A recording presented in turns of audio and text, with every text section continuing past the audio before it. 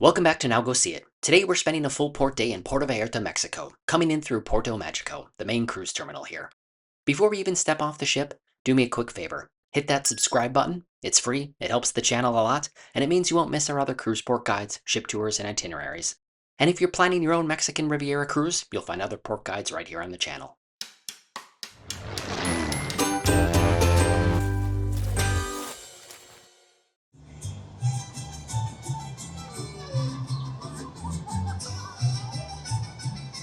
Hola, buenos dias. Welcome to beautiful Puerto Vallarta.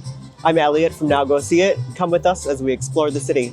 When your ship docks at Puerto Magico, you walk straight down the gateway, scan out, and you're funneled directly into a big modern cruise complex. Think of it as a cross between an airport arrivals hall and a tourist mall that really wants you to buy tequila. You start indoors in a large, air-conditioned shopping area.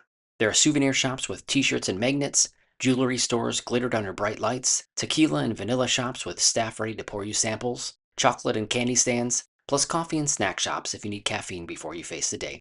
Prices here are very cruise port. You're paying for convenience and for air conditioning. It's not the cheapest place in town, but if you forgot sunscreen or a hat on the ship, this is where you can fix that in about 30 seconds. If you didn't pre-book anything through the ship's shore excursion desk or through our partners like Viator or GetYourGuide at nowgoseeit.com, this indoor section is where the sales pitches start. You'll see counters and kiosks offering city tours, ATV trips, canopy and zipline adventures in the mountains, beach club passes, boat tours, whale watching in season, and combo packages that promise everything in one day. Most of these are reputable and well run, some are more basic, so ask what's included, how long it lasts, and when you'll be back to the ship before you commit to anything. Once you survive the gauntlet of, "Amigo, where are you from?" and "Special price today," you'll pop out into an outdoor plaza area. Here you've got a large open-air flea market with rows of stalls selling embroidered blouses, bags, hats, shot glasses, glassware, ceramics, and every possible version of Puerto Vallarta on a t-shirt. It's busy, colorful, and a little bit overwhelming. People call out to you, music spills out of portable speakers, and you're definitely not wondering if you're still in the cruise bubble anymore. Off to one side of the plaza, there's a restaurant and bar with shaded seating and a full menu. If you want to stay close to the ship, you can absolutely park yourself here for food and drinks and call it a day. Just keep in mind you're paying terminal pricing for the luxury of being able to see your ship from the table. For us, the plan is to use the port as a launching point, not the destination. After a quick lap through the complex to see what's on offer, we kept going straight, walked out of Puerto Magico and onto the main road, then ordered an Uber. Uber works really well in Puerto Vallarta. You drop your PIN, confirm the fare, and you're off. It's usually one of the cheapest ways to get into town, and you don't have to negotiate a price in your rusty vacation Spanish. If you don't want to use an Uber, there are standard taxis inside and just outside the port complex. Just make sure you agree on a price before you get in. Our destination is the Malecon, the waterfront boardwalk that runs along the heart of town. We have our driver drop us off near Rosita Beach. Right next to our starting point is the Millennia statue. It's a tall, twisting sculpture with human figures spiraling upward, meant to represent the passage of time, the past, the present, and the future. Behind it, you've got the bay and the beach with people already in the water. It's your first view of the port's beautiful beaches. Okay, and we are on the Malecon. It is a pedestrian-friendly walkway, one of the central tourist destinations here in Puerto Vallarta. It was built in the 1930s, damaged by Hurricane Kenna in the 2000s, and they rebuilt it, expanded it, and now there's a ton of shopping and dining, great restaurants all along the strip. There's also lots of really cool open air sculptures. So as you walk along, there's mermaids and dolphins and statues of guitar players. And then there's also like street entertainers. There's lots of people actually like painting pictures and selling jewelry.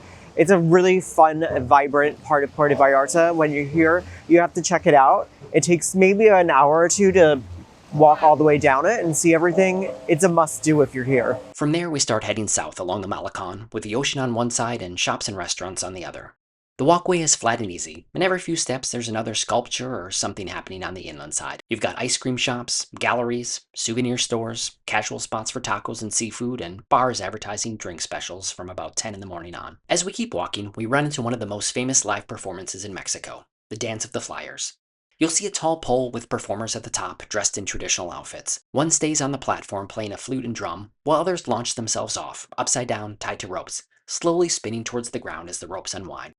It's impressive, a little nerve-wracking if you don't like heights, and definitely something you should stop and watch for a few minutes.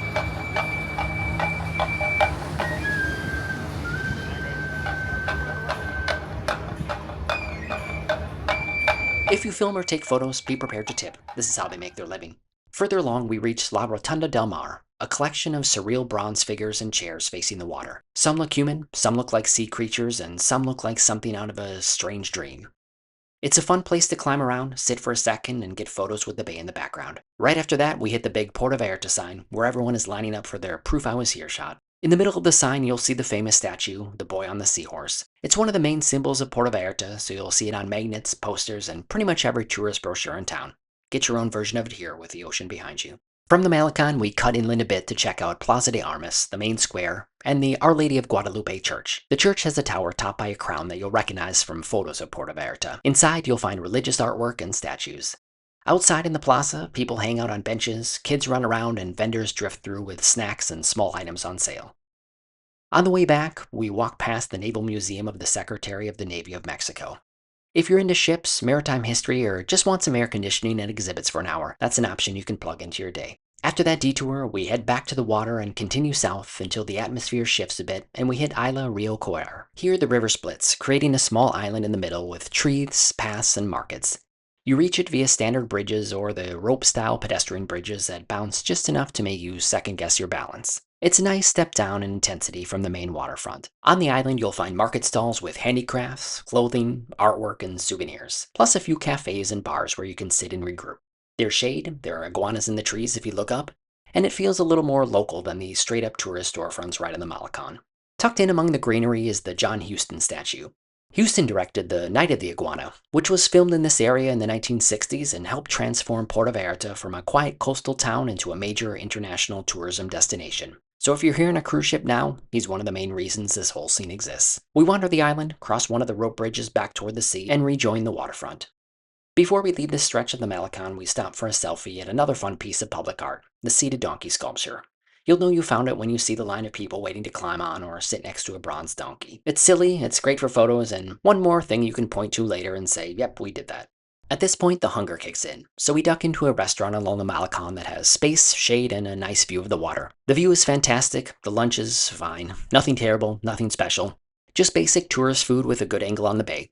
This happens sometimes when you pick a spot based on convenience instead of research. The important thing is we get some food, drink a lot of water, and sit down for a few minutes before heading back into the sun. Recharged, we keep moving and pass through the open-air theater. Even when no show is happening, it's worth walking through for the impressive tile along the walls. It's one of those corners of the waterfront that looks especially good on camera, so take a moment for a quick selfie. From there, we turn our attention to Playa Los Muertos, one of Puerto Vallarta's most well-known beaches.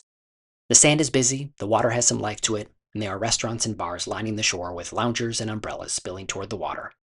Even if you don't commit to a full beach club afternoon, it's worth walking along the edge of the sand, checking out the parasails, and just seeing how much is happening here compared to the quieter Rosita Beach where we started. A few blocks uphill from the beachfront is one of Puerto Vallarta's newer selfie spots, Amapa's Painted Stairs. This is a long staircase painted in bright colors and bright patterns climbing up between buildings. It's built for photos whether you're at the bottom looking up, halfway with the city behind you, or all the way up at the top pretending the climb was easy. If you're chasing Instagram shots, this is a solid stop. Right by the stairs is The Hideout, which turns out to be a perfect place to cool off. They do margaritas made with real fruit, not mystery mix from a jug.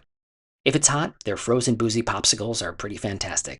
And if you're taking a break from alcohol, they also serve coffee and fresh pastries, so no one in your group is left out. This is our pause button for the afternoon. Sit, sip, charge your phone, and look over your photos before the last leg of the day. To wrap things up in town, we head back toward the water and walk out onto Los Muertos Beach Pier, the one with the tall sail-shaped structure in the middle. From the pier, you get a wide-open view of the bay, the curve in the coastline, and the beach stretching out in both directions. Water taxis pull up, people fish off the side, and you get that nice, this is what I thought vacation would look like moment. Once we've had our fill of that view, it's time to head back to the ship. We order another Uber from near the pier and ride back up to Puerto Magico, keeping an eye on the time. You could grab a taxi instead if that's easier for you. Either way, build a cushion into your schedule. Traffic can slow down and the ship will not wait for you because you needed one more drink or one more selfie. Back at the cruise terminal, we do a quick final walkthrough of the port complex. This is the time to grab any last-minute souvenirs you didn't want to carry all day, stock up on snacks or bottled water, or pick up some Mexican candy to take back on board. Then it's back through security, up the gangway, and onto the ship with a full Puerto Vallarta day behind you. If you want a detailed, step-by-step version of this route with maps, walking directions, restaurant suggestions that scored better than our middle-of-the-road lunch, and links to shore excursions you can book through our partners like Viator and GetYourGuide, head over to nowgoseeit.com and check out the Puerto Vallarta Cruise Port Guide. If this video helped you plan your day, hit like, subscribe to the channel, and turn on notifications so you don't miss our other Mexican Riviera ports and cruise content. Drop a comment with your favorite spot in Puerto Vallarta or what you're most excited to see on your first visit. And check out our other playlists for more ship tours and port guides. Now go see Puerto Vallarta, Mexico.